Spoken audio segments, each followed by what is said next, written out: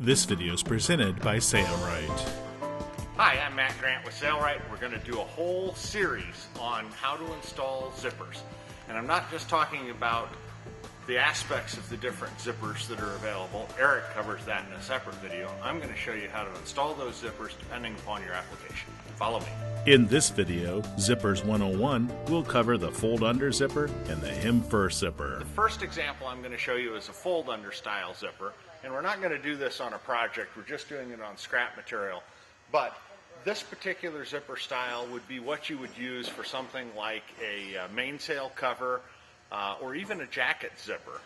It is the type of construction that I would utilize for something where you're using a finished zipper, which is the style that has a starting pin and box and completely separates. So if we make the assumption that our piece of fabric is going to wrap and the two edges are going to come together and they need to zip together, and it also needs to unzip completely and open, that would be an application that requires a finished zipper. Now, to install the zippers in an application like that, and again, a perfect example of that would be a mainsail cover at the forward edge, where when you pull the mainsail cover around the front of the mast, you have to zip it up the front side of the mast. That's essentially what we're going to be showing here. So first thing we want to do is get some straight edges here. So I'm going to take my right angle here. So we're going to cut a square edge with our angle hot knife and do the exact same thing on the opposite end.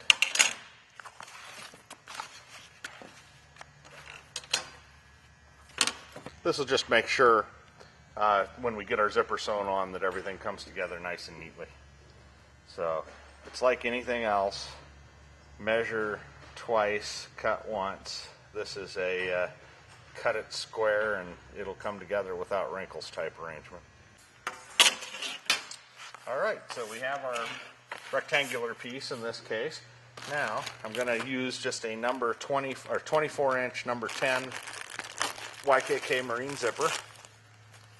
And this is a finished zipper. We know that because I can pull it apart, and because I have the starting pin in the box, I can slide the pin back into the slider and I can zip it back together again. And that's what we need in order to make sure that we can open up our zippered opening. Now, I'm going to start with the zipper piece that has the pole on it. And essentially, the approach that we're going to talk about here requires that we attach the zipper along the edge so that the zipper flange is right up against the cut edge of the material. Now, I cut this with a hot knife for a reason, and that's because when we're done, you're going to see that this edge is an exposed edge, so we want to make sure that it will not unravel on us. Now, I also am putting the zipper so that the zipper slider is down, and that's because this roll under or fold under approach basically requires us to do that. And you can see when I do that, now my slider is in the position that you would expect. So there's another point that I want to bring out here, and that is that this surface is the outside surface, the way that we're doing it. So keep in mind, whatever side you put your zipper on to start this process, you're working on the outside surface. So what we want to do here now is we could do one of two things. We could either take this to a sewing machine and we could freehand sew it while we're lining the zipper tape up to the edge, or we could use basting tape. This is Sailrite's part number 129 acrylic basting tape, and then you wouldn't have to sew it in the first pass.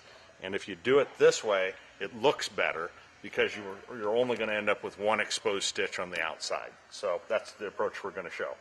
But before we go too much further, I want to talk about matchup marks, because I could take this zipper and I could take this zipper over here, and if I'm not careful about where I start and stop them, I could end up with this zipper being offset a little bit from this one, and then when my material comes together, it would want to zip like this, which is not what you'd want on a long project. So I'm going to show you something that with long projects makes a big difference. And that is, we are going to zip the zipper back together, and we're going to flip the zipper over the way we were going to be installing it. And what we're going to do is we are going to, let's say we wanted, for this, so for the sake of this example, I'm going to not have the zipper. If I had the zipper just stop right at the corner, I could do the same thing at that end and I'd be sure that it was going to match up. Let's say that we want this to hang out over the edge both at the top and the bottom. Well, what I would want to do is I'd want to utilize some matchup marks. All right, I've got a couple of pencils here now. Soapstone, which is going to mark, this is my outside. Great on the sunbrella, and this stuff will just disappear immediately. And I also have a yellow pencil here. The problem with the yellow pencil is it's a grease pencil, and that will not disappear so easily. But obviously, soapstone's not going to write very well on a white zipper. So I'm going to use the yellow zipper, but I'm going to use it somewhat sparingly. So what I want to do is I simply want to create some matchup marks, and it really doesn't matter where these are. But I want the matchup marks to be on the zipper tape and also on the sunbrella. And I'm doing them, this is a really exaggerated, in other words, a very close interval. Normally you wouldn't have to do this but every 3 foot or so. But for what we're doing, we're going to do it carefully. And I am going to do one at the top and the bottom too. Okay, so those are my matchup marks. Now I'm going to transfer those matchup marks to the other side of the zipper tape. And if you wanted to get really precise about this, you could use a right angle. But zipper's not so wide, so it's pretty easy to eyeball all the way across and see where the mark should be. Okay? And now I'm going to take this, and now I would fold this material over to it. And we're not quite square here, so I'm going to fold this in half. Square up the edge that matters. And we're going to create our matchup marks. Okay, so there's the first corner. Then I have one here. Mark it here, then transfer it to the back side. Okay. One here. Okay. And one here. And then we ended up pretty close on the bottom, so we're going to call that the same. Okay, so now we have matchup marks on both sides, and we have matchup marks on our zipper tape. So now we can remove the zipper tape again, or separate it, and set that side apart. And now what we're going to do is we're going to put some basting tape on the side of the zipper tape when the slider is up. And I want to put that sticky back tape as far away from the zipper tooth as possible. And the reason you want that is you don't want that slider coming into contact with the sticky tape. And this is a 3/8 inch tape. I might even use a 1/4 inch tape for this instead of a 3/8 inch tape, because you just don't want that adhesive anywhere near the slider. As it slides by, it could foul the operation of the zipper. And I'm going to pull to break it, and now we're going to pull the backing off of the double stick tape, and now we get to utilize our matchup marks. And notice I can slide the slider out of the way for wherever I'm working so that it's not getting in the way. So my bottom mark is here, that matchup mark is there. Going to make sure this matchup mark is at its position, and so on. Now, if I wasn't using a double stick tape, those matchup marks are even more. Now I'm going to pull the zipper slider back to where I've already stuck it down. If I wasn't using the double-sided tape, those matchup marks are even more important, because as I'm sewing, I can shrink or sort of push the material to compress it a little bit to get back away from a mark, or I can stretch and shrink the sunbrella side of the material as I'm sewing in order to make sure that as I'm going, I'm accounting for the matchup marks and I am compensating for their positioning. As long as I hit all of my marks, even if I've got a little bit of gathering or a little bit of stretched material in between, that's better than having the marks not hit, because if the marks don't hit on this side and they hit on the other side, we're going to have that offset issue. Okay? And that's all there is to that. Now, the next step would be to roll this under and to sew. And we're going to sew it with the zipper side up. But before we do that, since we've already done the one side, let's go ahead and come back here and let's do the other side now. Now I have my starting box for my zipper over here, so that means that my pin has to be here. Don't make the mistake of putting the pin up at the top, because the zipper's not going to work. So you've got to make sure, once you've separated your zippers, that your top stops are at the same side, and your zipper box and your starting pin are at the connecting ends. And again, we're going to use our basting tape to kind of flip this over. And we are going to go as close to that edge as possible. And this 129 tape sticks really well.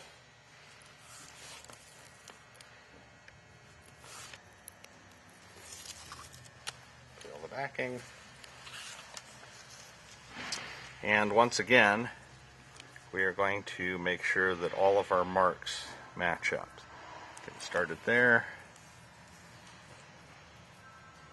Make sure that matches a mark. And this is only a 2-foot zipper example, so I'm not going to be able to illustrate the problem that is encountered if you don't do these match-up marks. But trust me, the match-up marks, there it is on the back side, see it, are critical to making sure things zip together as you intend, so that the teeth made up properly. Okay, the very first thing we want to do is exactly what this particular zipper installation is called, and that's the fold under approach. So we're going to grab the zipper and we're going to fold it under. And what actually I like to do at this point is flip the canvas over. And what you want is you want the fabric to cover approximately half of the tooth. So you can see the fabric under the tooth. And I'm not sure if you can zoom in on that and see it or not, but I'm just pre-folding it so that it covers that much. And then when I get to a point where the slider's in the way, I'll just slide it out of the way. Fold that. Now I've got a little too much here, so I need to fold it back a little bit.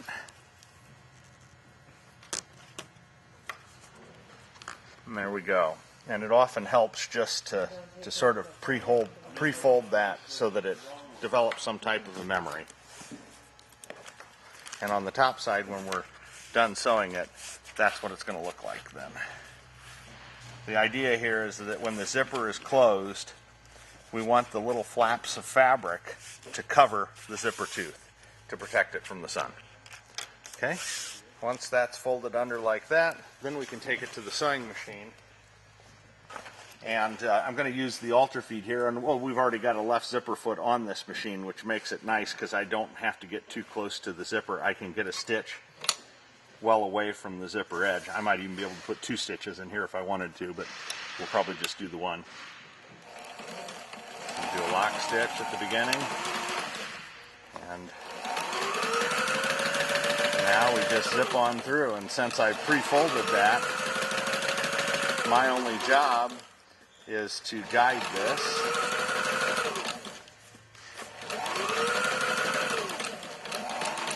Now if I get to a point where the slider might get in the way, I just lift the foot and I'm going to pull the slider back to areas that we've already sewn. Drop the foot. And now I can reverse the machine again to lock the stitch. And we are sewn. And this machine was set up for very light sewing, so I see I need to increase the tension, so we'll increase the tension a little bit on the next pass. But I just wanted to give you the process, and notice that the slider now has plenty of room to move inside this sleeve hem. Doing the exact same thing here.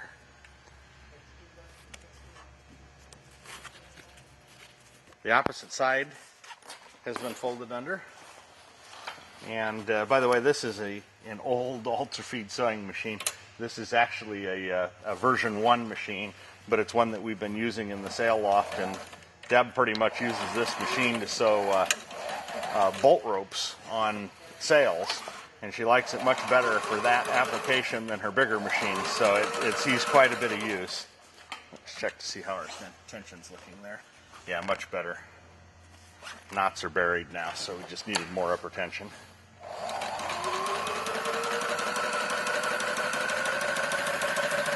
And again, if I wanted to put another stitch in here, I could do that.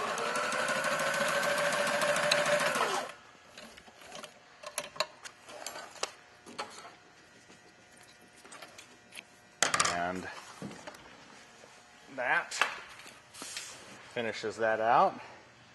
And now we're ready to show how all this works with the fold under zipper. I should cut my trailing threads there a bit and trim it up, but for the sake of speed, we're going to skip that step. Slider goes in, zip up, and there we are. So that is the fold under approach to doing a zipper. Very common approach for sewing zippers, and you can see, remember, my fabric was a little longer on one side, but we've got a nice match-up. The way I did it, everything lays nice and flat when I fold it down, which means I've got it nice and square. So those match-up marks are important. Fold under approach gives you a nice finished appearance on the outside with just one stitch.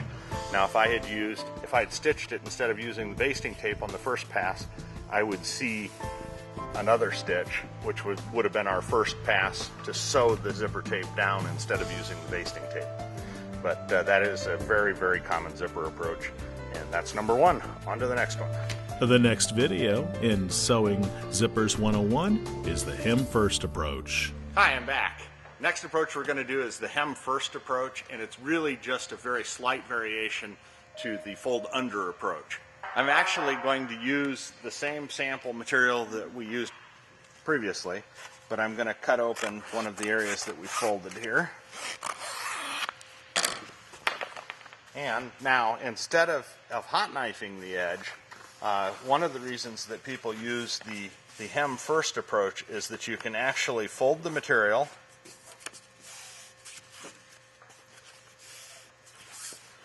and then fold it again to create a double hem.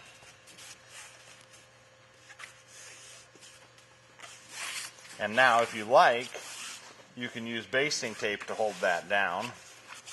But instead of basting tape in this case, I'm going to go ahead and take this to our wonderful ultra-feed sewing machine, which has positive enough feeding that you don't really have to use basting tape for simple hems like this. And I'm going to sew it. And I'm going to fold it with the hem down. Now that means you've got to be a little more careful about how the hem goes into the machine in order to get a straight stitch, in other words parallel to the edge. But on sewing machines without a walking foot, that's almost essential, because the loose hem underneath needs to be pulled by the feed dog instead of pushed by the presser foot. On an ultra feed with a walking foot, it's not an issue. So we could do it either way.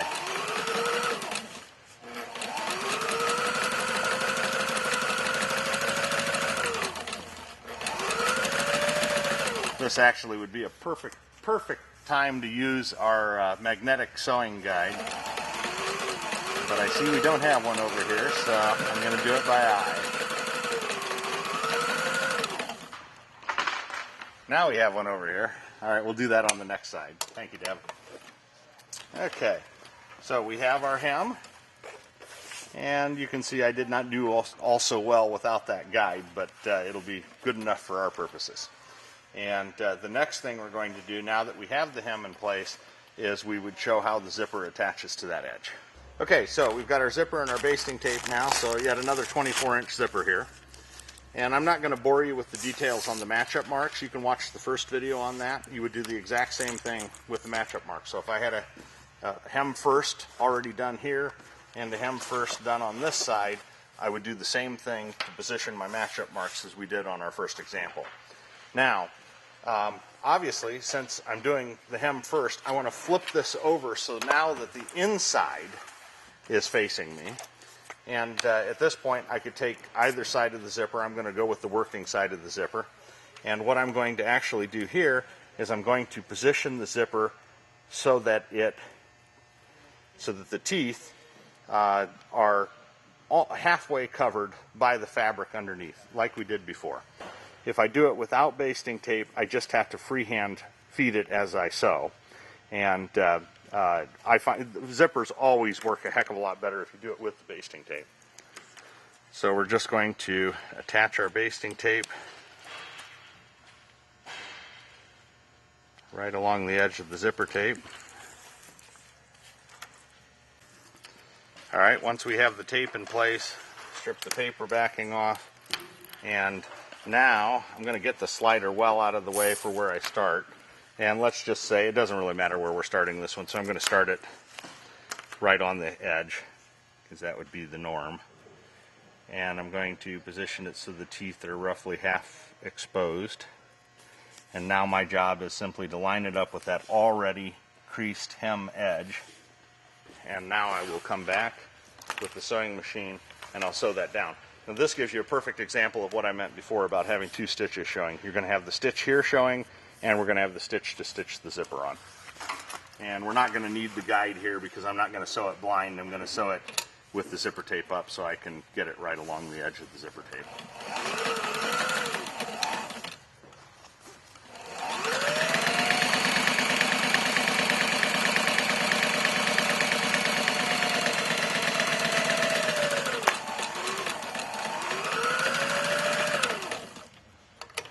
And that is the hem first approach, which again is really very similar to the other approach.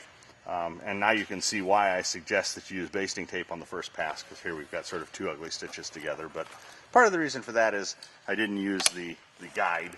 And if you haven't seen the guide before, what the guide does for me is say I was going to hem this other raw edge to complete that zipper. I can fold it an inch in or whatever we're doing, and then roll it again. Now if you want creases really to hold in canvas too, by the way, this is another trick.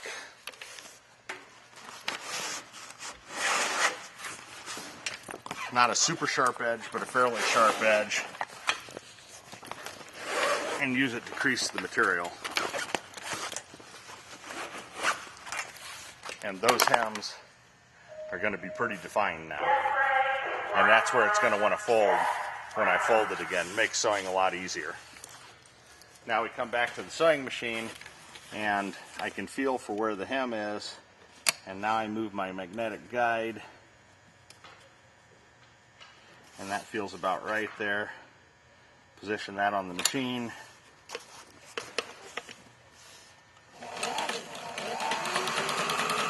This is just one magnetic guide that we offer.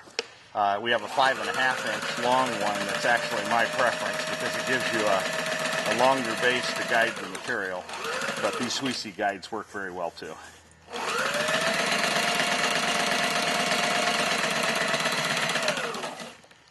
And you can see, look at the difference that makes. Nice and true I am to where I wanted that stitch line to be. So now I guarantee you if I put that other side of the zipper tape on, I'm going to get a much nicer look than that. But I'm still going to have two lines of stitching, which won't look as clean as what I've got here. Those are the first two approaches we wanted to show you to install zippers. From here on out, they get even more complicated, but these are probably what you would use for a good 70% of the projects that you'll do. I'm Matt Grant. Feel free to call us with any questions, and thanks for watching our video. A new series of videos showing alternative approaches to sewing zippers is coming soon. Be sure to watch the Sarah website for more of these videos. It's your loyal patronage to Sarah that makes these free videos available. Thanks for your support.